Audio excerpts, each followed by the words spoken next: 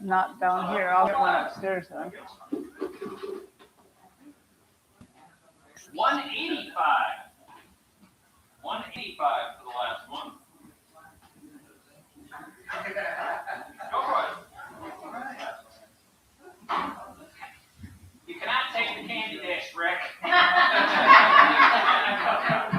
It's a book, sir.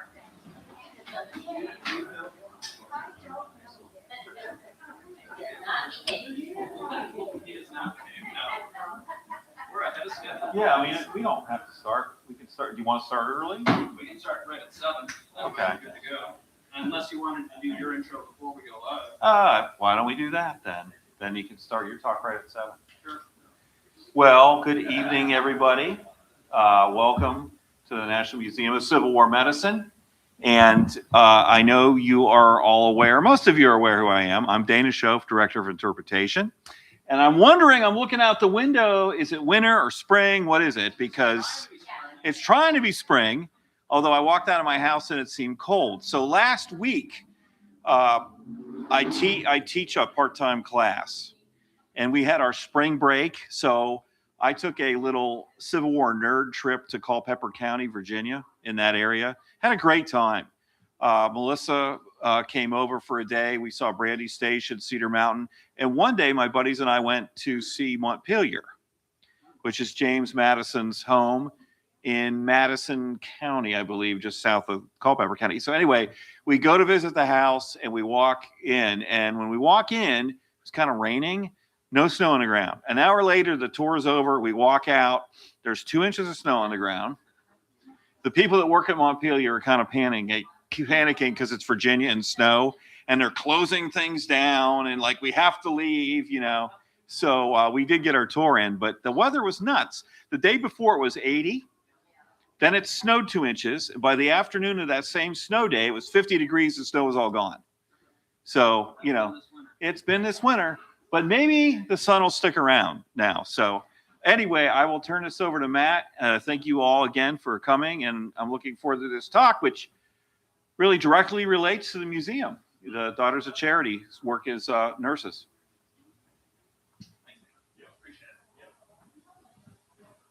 All right, welcome back once again, ladies and gentlemen, to the Frederick County Civil War Roundtable. My name is Matt Borders. I'm the president of the Roundtable, and it's an absolute pleasure to have y'all here this evening.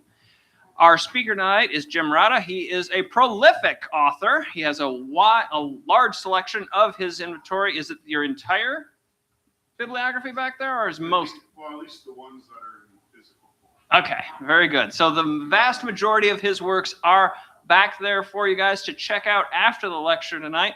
But as Dana said, we have a wonderful topic, very pertinent to the National Museum of Civil War Medicine, our incredibly gracious hosts. We're going to be talking about the Battlefield Angels, the Daughters of Charity. So let's give a warm welcome to our speaker this evening, Jim Rada.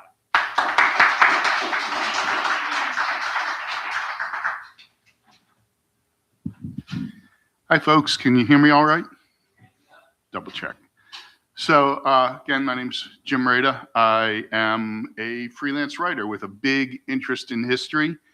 I do a Saturday column, local history column in the Frederick News Post, you may have seen. So I like, as I said, I like history. I like all types of American history primarily.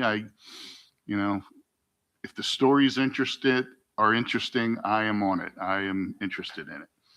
So this one, as someone asked me at dinner, how I came to write about the Daughters of Charity. And I used to cover Emmitsburg town meetings for the Frederick News Post and later for the Catoctin Banner. And I would go to these meetings, and I met a sister there. The staff here at the museum may know her, Betty Ann McNeil. And she was a big history buff as well. And she learned that I had an interest in history. And she started telling me the story about the Daughters of Charity. So I was interested enough. I started checking things out. And one of the things I realized was that The Daughters of Charity, their stories kind of got lost in a lot of the newspaper accounts because the reporters of the time would just call them Sisters of Charity or Sisters of Mercy, even though it was Daughters of Charity who were doing the work. And the Daughters of Charity actually had the bulk of the Catholic sisters who did some sort of Civil War work, which we'll see in a moment. So here's a chart of all the different orders of Catholic sisters who had some sort of involvement in the war. Now, in some cases, it may have been just a few days when the battle was around where they lived. For instance, the Galveston, Texas, at the very bottom, Sisters of St. Ursuline, 3 days of service as Civil War nurses while the battle happened around their convent. But the Daughters of Charity, as you see at the top, they provided 43% of the known sisters. And if you consider that the Sisters of Charity of Cincinnati and the Sisters of Charity of New York City were breakoffs from Daughters of Charity, they provided even more because a lot of those sisters in those two orders had trained with the Daughters of Charity in nursing. And they had been, the Daughters of Charity had been Sisters of Charity until 1850. So pretty much it was the same group of sisters from Emmitsburg that did that work. So that adds up to a majority of the sisters then. Now, one thing I do want to clarify, because I was told this when I started researching, I will use sisters interchangeably with nuns, but they are two different things. Nuns led a cloistered life primarily, and sisters were more out there in their communities doing service work and other types of work. So if you're Catholic, don't be offended if I'm, call a nun a sister. That's just the way it's gotten over the years. I'd rather kind of lean in that direction than the other way. So, quick history of the daughters. Elizabeth Ann Seton founded the Sisters of Charity of St. Joseph's in 1809 in Emmitsburg. And it was the first religious order of women native to the United States. And their primary mission at first was education. They are that's where the Catholic schools started. And they wound up expanding into healthcare because in 1823, the Baltimore Infirmary and Hospital in Baltimore asked for their help, not to be nurses, but to help do the administration. And so that was their first foot in the door with healthcare. And they realized the need for good healthcare, and they started to learn more about actually patient care, and then they added it to their mission to help provide health care. They wound up 5 years later opening the first Catholic hospital west of the Mississippi River. And so the reason this was kind of unique, or not kind of, it was unique for the time, was nursing was not a profession, and patient care was considered not a job, not a duty that women should be doing. Patient care was primarily done at that time by either family members. If the patient was at home, the family could care for them, or if they were in a hospital, it was other ambulatory patients that would be providing patient care. So nurses were unheard of at the time, pretty much. Now, as the daughters got more and more involved in patient care, they also got a lot of experience, as you might guess, including experience in mass public health events, yellow fever outbreaks, cholera epidemics. So not only were they learning the one-on-one care that what helps a patient. They were learning how to deal with sickness in overwhelming numbers, and all that would obviously come into play later on.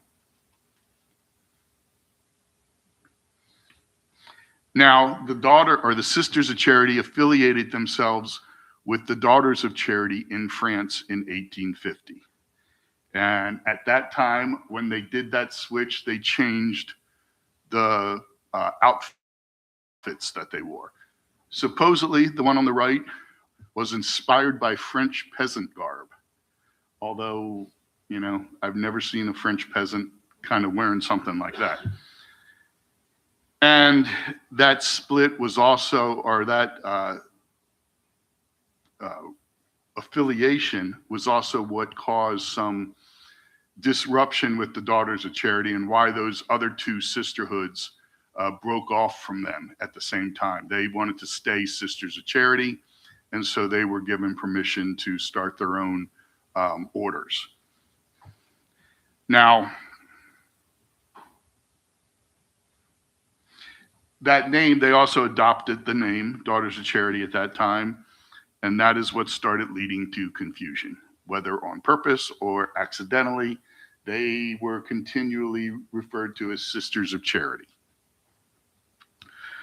Now, being associated with the Daughters of Charity, healthcare was a good fit. Healthcare had become part of their mission years earlier, from their founding. This was a quote from their founder, and you can see they were the Daughters of Charity in France were training to be battlefield nurses from the start. The Crimean War was where they had their big testing ground, and they performed very well under those harsh conditions. In fact, a British war correspondent named Thomas Chenery wrote about the care that the French soldiers were receiving, and he said, "Why no Sisters of Charity?" And this from a Protestant nation and not a Catholic nation. So, but he recognized that the care those soldiers were getting was superior.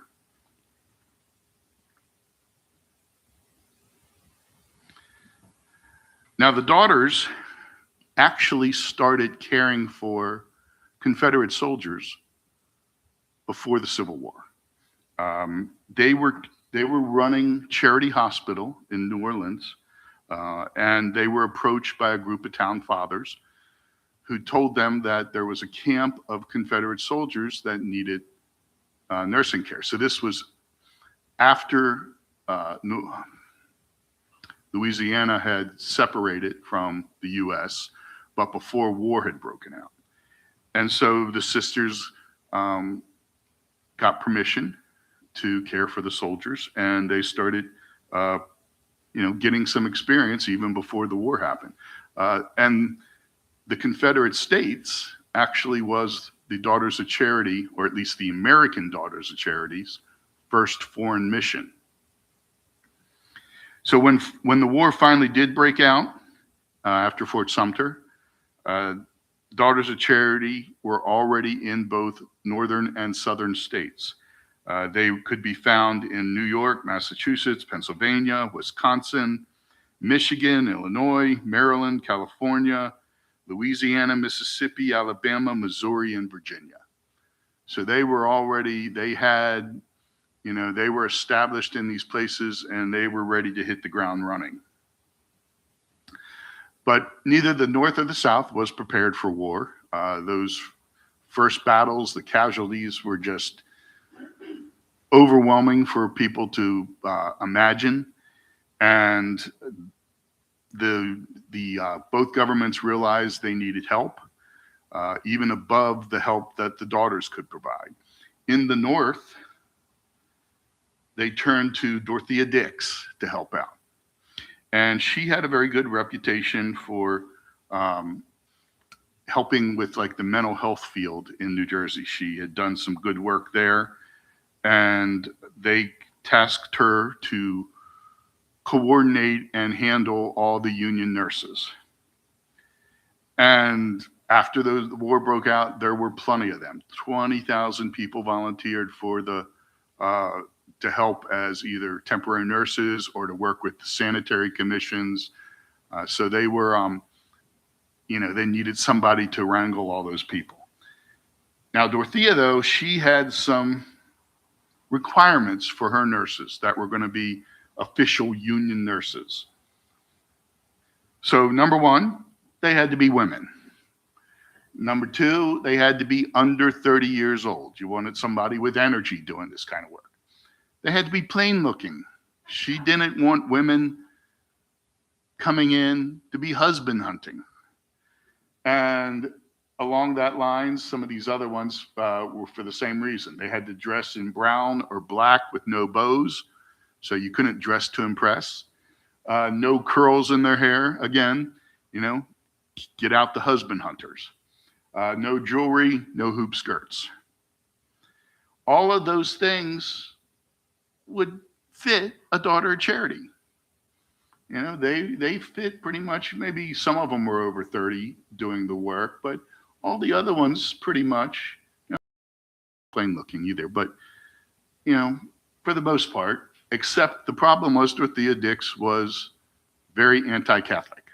So she did not want any Catholics working under her. Not too unusual. Not too unusual for the time. There was a big Catholic bias in the United States. And so she was not any kind of exception. There was a lot of that feeling going around.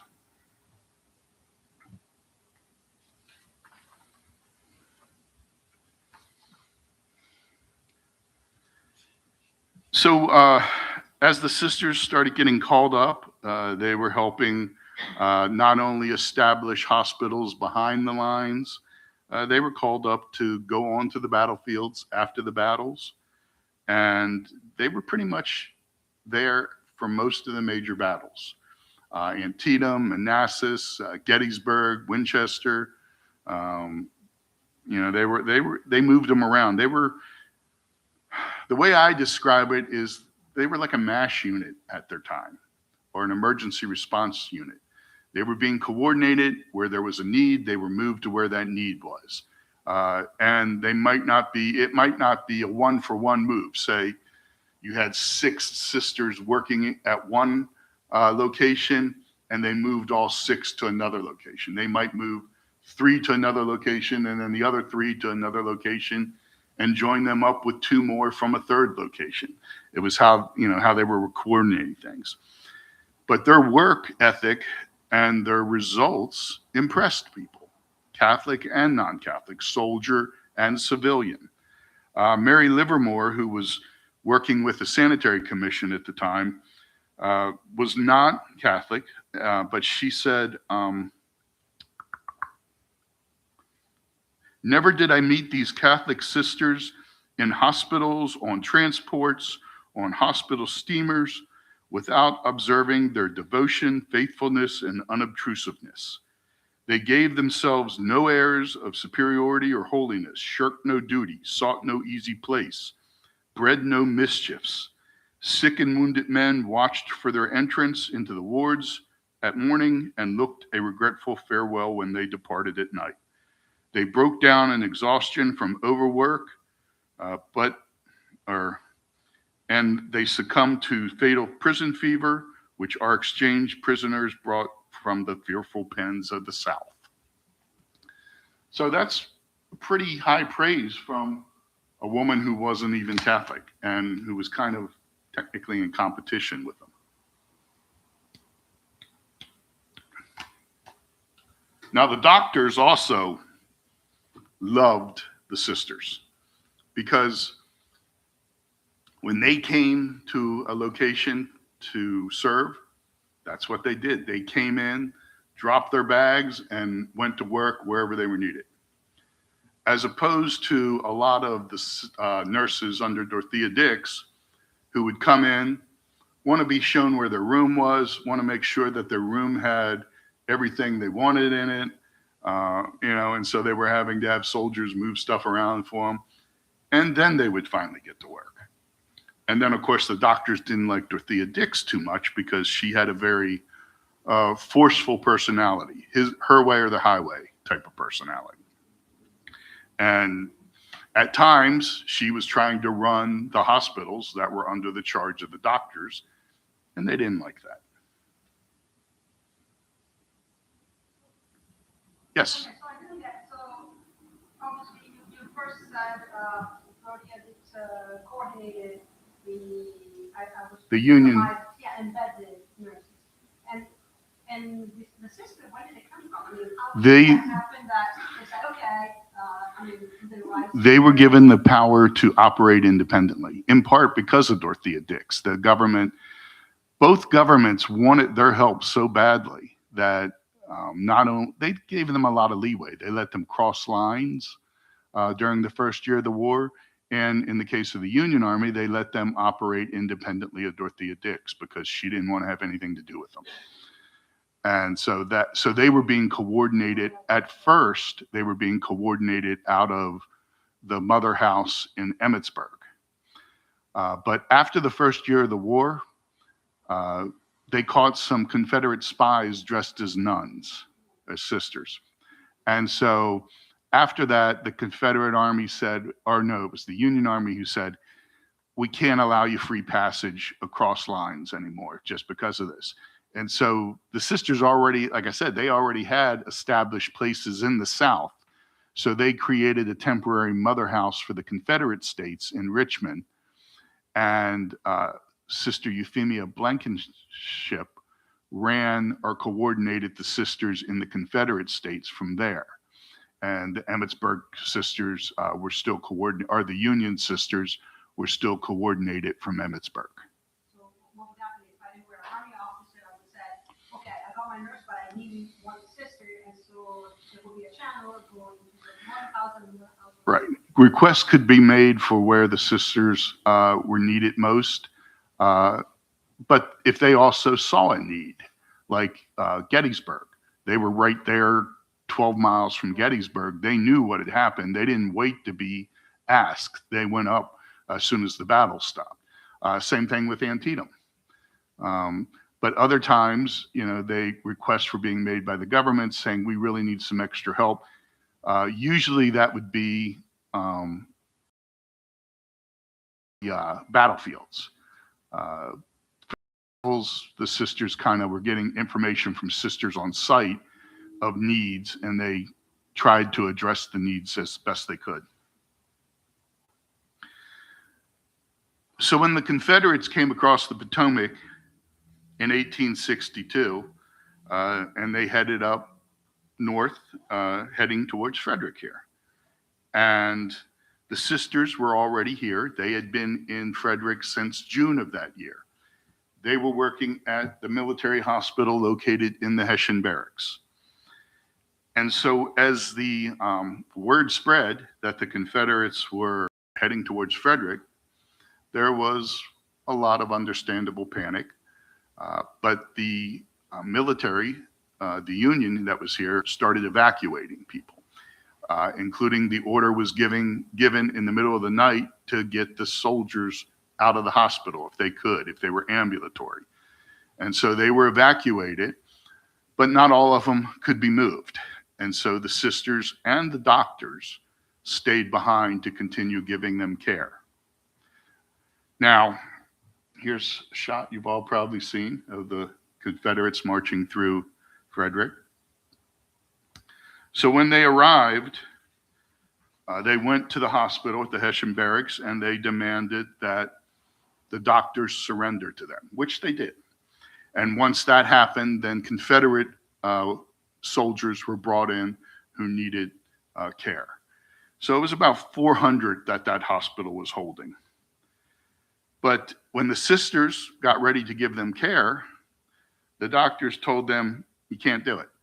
Maryland had passed a law earlier that year that said if you were a state or federal employee, that it was considered treason to give aid and comfort to the enemy. And so, the sisters had so far been, treating both sides fairly, and equally, which is why they were given that leeway at the beginning of the war. But with this, technically they were federal employees because they were getting their medical supplies from the federal government. They weren't being paid themselves for their work, but the U.S. Army or the U.S. government was paying for their supplies. And so they were at a loss for what to do. So they wound up for 8 days, they were just stuck, only being able to help the Union soldiers. They couldn't help the Confederates. Now, people in town did try to help the Confederates, bring them food, things like that, but that had mixed results. Unfortunately, a lot of the women were trying to bake cakes or other rich desserts to bring to the soldiers. And these soldiers, as one sister said, had been told, had been living on green corn for 2 weeks. So they were looking pretty thin and emaciated. So their stomachs did not take well to this rich food and wound up making them even sicker. So on the 11th, 2 of the sisters finally got a pass from General Lee to travel to Emmitsburg to see if they could work out what they needed to do, some way that they would be able to give care to the Confederates. However, while they were up there in Emmitsburg, the Confederates learned that General McClellan was on his way to try and intercept them, and they got out of town. So by the time they got back to Frederick, Confederate Army was gone. It was the Union Army once again, and so there was no problem. So it was kind of a wasted trip.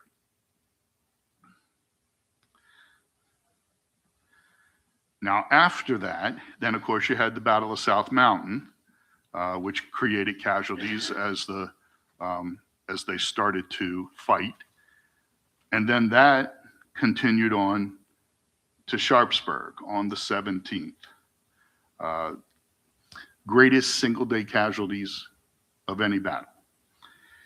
And as soon as that battle ended, and the sisters in Emmitsburg could hear the cannon fire, so they knew pretty much when it stopped. So Father Edward Smith drove 2 of the sisters from Emmitsburg to Boonesboro. That was all they could spare. They were running into problems. They were so in demand and people wanted them everywhere. They only had so many sisters to go around. And they were even starting to shut down some of their schools temporarily so that they could free up those sisters to serve as nurses. So at the time, after the Battle of Antietam, they only had the 2 sisters available, but they headed to Sharpsburg and they started doing their work as soon as they got there. In fact, they were greeted by 2 Union officers who saw those wide white cornets and knew that they were getting help. That became their calling card, so to speak. Because they could be seen at a distance, it actually saved their lives in a couple instances, because soldiers could recognize from a distance, oh, those aren't other soldiers, those even aren't other women, those are the Catholic sisters and they're coming to help. And so they saw them coming, he greeted them, and he actually said, there come the Sisters of Charity. So even he called them by the wrong name. Now the poor men will be equally cared for. And this is the kind of situation they were seeing. In fact, probably worse. Sister Matilda Coskery, who was probably, from my research, I would call her the most experienced of the early sisters as nurses. She actually wrote what could be called the first textbook on nursing care.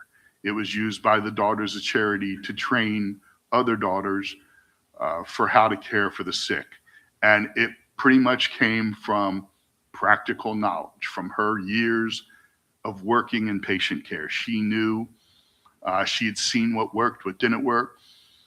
Some of the stuff, is still considered good advice today, like good ventilation, clean sheets. Some of the stuff is questionable, like give them watered down whiskey to calm them down.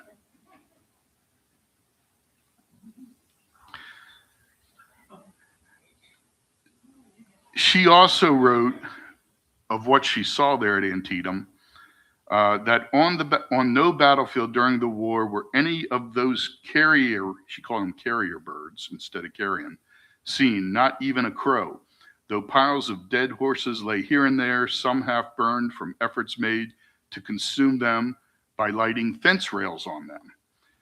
But this seems rather to add to the foulness of the atmosphere rather than help purify it. So they quickly used up all the supplies they brought with them. And then they were just having to work with whatever they could find. Now, to kind of show you how respected they were, even by that point. So 1862, still not even halfway through the war. But at one point, there was a Union steward and a Confederate surgeon who got into an argument. And they decided they were going to settle things on the battlefield. They were going to have a duel. They challenged each other to fight to the death on the battlefield. There wasn't enough death all around them. And so they headed out to the battlefield, and this one sister, she followed them out there. And when they got ready to fight, she got right between them and just dressed them down, took their pistols from them, and sent them back to the hospital. So, you know, when you got sisters like that, running a school classroom would be no problem. And there are other stories like that I've found too. And these soldiers would not cross the sisters. In some instances where, like I said, there was anti-Catholic bias, where some of the soldiers hadn't gotten the message and maybe started bad-mouthing a sister or giving her trouble, the other soldiers in the hospital would gang up on him and make him, behave, because they knew the care they were getting was worth so much more than they would ever be able to repay. Another shot of some of the battle damage they were having to deal with. So at one point, they were actually attending a burial of a flag bearer who they had been with when he died. He was apparently a Catholic, and his commanding officer had asked the sisters to stay with him in his last hours so that he would be able to tell this guy's mother and wife that he had been attended by Daughters of Charity when he died. And they were also able to bring in the priest that came with him to give him last rites, but he did die. So they were attending the burial, and General McClellan rode up, and he was very happy. He expressed happiness to see the sisters, but he asked, how many of you came? And when they told him only 2, he was like, despondent. He's like, we need at least 50. How do I get more? And this kind of goes to your question. The priest gave him the name of the person he needed to contact in Emmitsburg and make that request. Although I'm sure the priest knew that there probably wasn't anyone they could send, at least in the short term.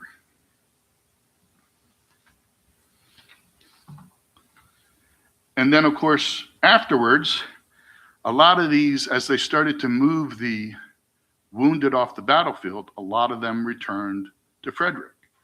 And they were cared for once again by Daughters of Charity, who were at the Hessian barracks. But by then, because of the big inflow of wounded, they were also working at other hospitals in town, including the Evangelical Church across from Winchester Hall. Very weird situation here, because most churches, they just move the pews out or use the pews as temporary bedding for the soldiers.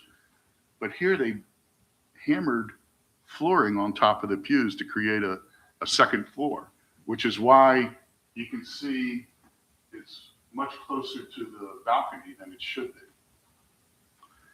But they were also here. The sisters on the battlefield, they were there for 6 weeks before they finally left, and they were assigned someplace else. I'm not sure where those 2 sisters were actually sent, but they may have been sent back here to Frederick to help out because they still would have needed the care. So, and that was just, that was their time in this area. But, the following year they would be in Gettysburg. They were spent 6 weeks in Gettysburg. Probably after Monocacy, they were still here in Frederick. So they were in this area doing the best they could. And one of the interesting things, this side benefit, as it were, to the war for the sisters, was that it broke down that anti-Catholic bias. These soldiers who were staunch Protestants and had been cared for gently and kindly by people they had, grown up hating. And they realized, hey, the Catholics aren't so bad. Actually, there are stories of the sisters baptizing. They were given, the battlefield sisters had a special dispensation. I'm not sure what it would be called, but they were allowed during this time of war to baptize somebody if they needed it, and they got requests for that. And the soldiers who had received their care were so grateful that they were very dedicated to these sisters.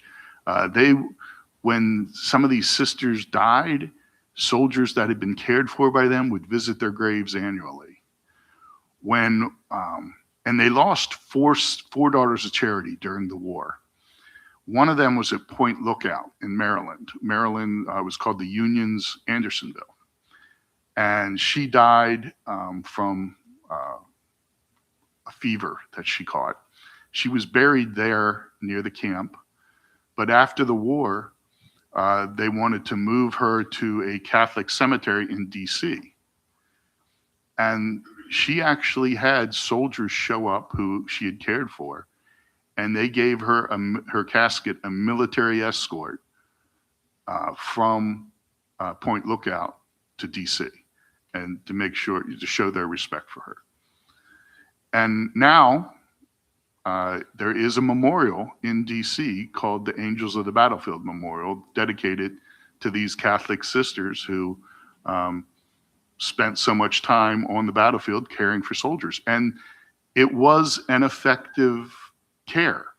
The Confederate government did a study during the war and found out that wounded soldiers in hospitals that were run or had daughters of charity or Catholic sisters in them had a 10% greater chance of surviving than soldiers who were in a hospital where no Catholic sisters were helping out. So they knew their stuff, and it showed. So that's all I have this evening. Do you have any questions that I hopefully can answer?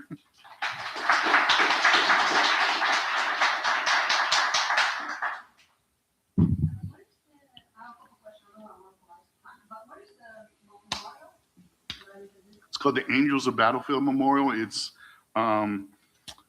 I don't have the address in my notes here. It is in the back of my book if you want to flip through it. It's not a big fancy memorial, but the fact that they have a memorial is something. And it's near one of the big Catholic churches down there. I do remember that. So. The other question was so I know in one of the previous talks with the people, there was a whole examination of other nurses not being able, or the auxiliary not being able to receive, more pensions and such things. Did something positive came to the sisters as a result of their efforts in the war, in the post-war? You mean monetarily? Monetarily, or I don't know, recognition-wise, or whatever it is. Well, definitely the recognition they were given. The memorial is proof of that. That was dedicated in the early 1900s.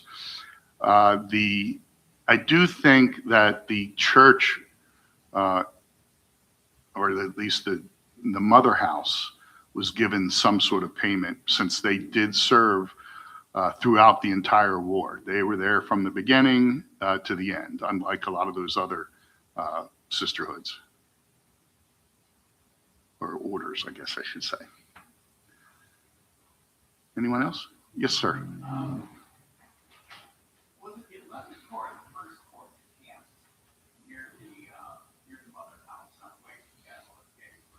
they were going to the Battle of Gettysburg. I'm not sure off the top of my head which group it was, but yeah, they came in, Union Army came in. They pretty much took over the grounds. St. Joseph College, which is where FEMA is today, they took over those grounds and the fields across. The sisters were trying their best to accommodate them. It was an interesting situation. A lot of the girls who were at the school, the ones who were still there tended to be Southerners because they'd essentially gotten trapped in the North. So they were kind of hostile towards the soldiers, but the teachers, the daughters kind of kept them in check. There's a story of a miracle that they had where they were trying to feed the soldiers bread, and they were told they only had enough bread to last, like, I think it was a day, and it wound up lasting like 2 days, and they just kept making loaf after loaf of bread, and somehow they had enough to feed the army. So they consider that a miracle.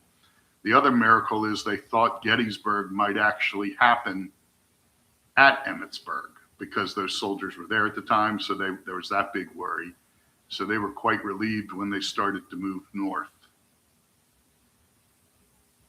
But yeah, I'm sorry, I don't remember what the unit was that was there. Yes, ma'am. First, the memorial is at 1710 M. Okay. It's northwest, right? Yeah. So my question is, can you give a scale of like how many of these women there were, and what did they do after the war? Well, they, like the chart showed, 300 of the sisters served in the war in some capacity. And there were a few hundred more than that who were doing other things, administration, running the schools that were kept open, things like that. And then after the war, a lot of those sisters went back to being teachers. Some went back to running the hospitals. And in fact, the war wound up establishing some permanent hospitals that they ran, that they continued to run afterwards. So they were not lack of work. And then, of course, even if they didn't have nursing or teaching to do, there was community service. They were out there working with the community, caring for the poor and doing what they could for the poor. Yes. Sorry, I have another curiosity. Is there any evidence that there was some sort of any type of interchange or observation with Frederick? No, I keep getting asked that question, and at least nothing that I've come across said that they met up. Now, you know, she wasn't famous at that time, so maybe they didn't recognize her. But it was also a big battlefield. Was one of the things that one of the sisters noted, that how long that battlefield stretched. And so it would be very easy for two sisters not to, you know, run into or be introduced to Clara Barton. But yeah, I mean, they were both there at the same time. Anyone else? Yes. You mentioned that there was some anti-Catholic sentiment against the daughter of the church. Well, Catholics in general at the time. Can you expand on that and why there was sentiment? It was just, it was part of like also the anti-Irish bias. A large majority of the founding of the United States was, you know, it was the Protestants, you know, from England and those types of countries that had that kind of Protestant religion in one form or another. And so they had kind of had that bias, kind of like the English in France had that underlying bias as well. They didn't trust the Catholics. And in some forms, it continued in America into the 1900s. The Kennedy, people were very suspicious of Kennedy because of that. They thought he'd be controlled by the Pope. So there was just that. It was the different religions, differences that set people apart. And so they did not have a good understanding of the Catholics. I mean, we're in Maryland here, so it was founded by Catholics, which was kind of unusual. But they had that, was more of not knowing who the Catholics were that made them suspicious. And until they finally got to know them and realized that, they were people like, and also consider how they dressed. That would have put people off too. If you see women, if you're a Protestant walking around, you see some woman with some wide white hat or the priest in his cassock, that would make people, kind of give you a little bit of side eye. And until you get to know them and really know who they are, you don't know whether that is a justified fear or not. And these soldiers realized, because of the care they were given, it was not a justified fear. They didn't convert every soldier they met, but they probably didn't even change some of the hearts of every soldier they met, but they did a lot. And those soldiers went back home and, they told other people that, hey, these are good people.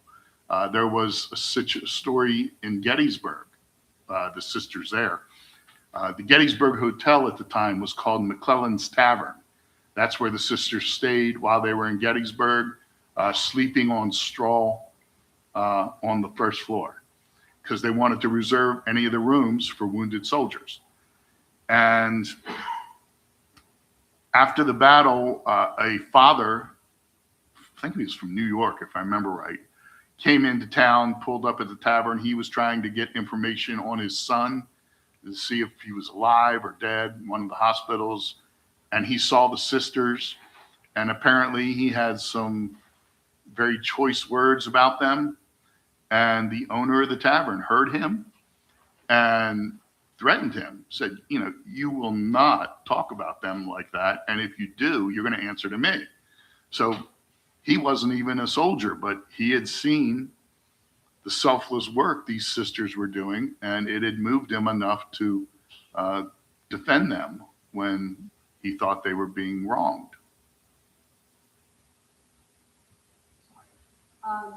Many years ago, when I was still in med school, and I came the first time to the U.S., I was in the computing office in New York. So I kind of because I'm Italian, I kind of studied this mother computing thing. And I was wondering, is that like a thing that then a lot of these orders were so focused on founding hospital? Because this woman, Mother Computing, did a whole lot of this throughout the United States, from California to New York, essentially. So is that like it became like a trope or like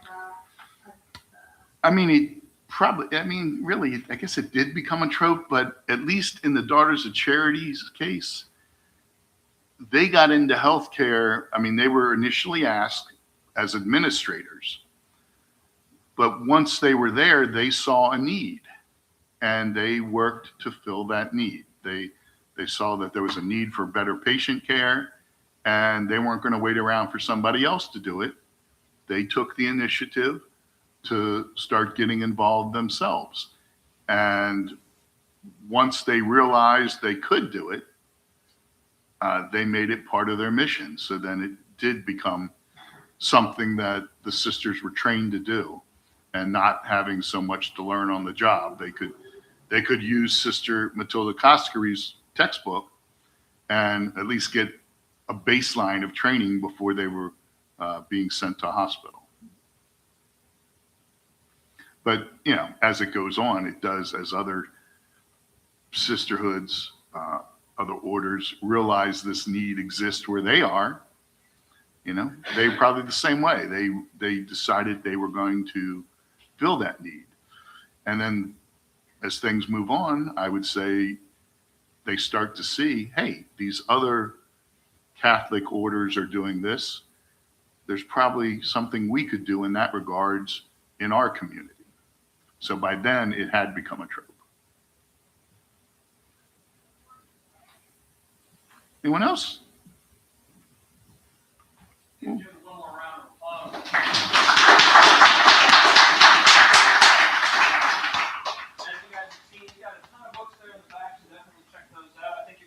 signing a little bit. If they want it, yeah. Thank you all for joining us this evening. It's been a pleasure having you all. A couple of quick announcements that I forgot to do at the beginning of the meeting. First off, congratulations. The Toll House up in Emmitsburg, they put a stay on its demolition. Okay, so the letter writing and the support that the Roundtable and yourselves gave has put a stay of execution on that building until they can do a little bit more research and try to maybe even find a buyer for it. So that's a big plus, and we'd like to hear that. Secondly, next month, we've got a little bit of an issue come up with the speaker.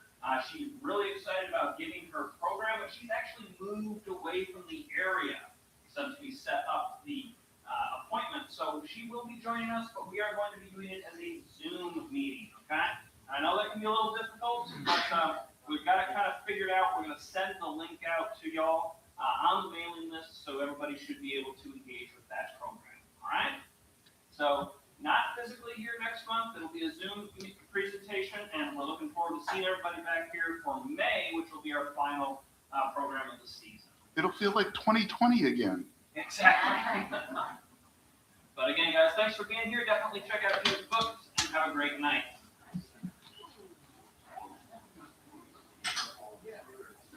Thank you.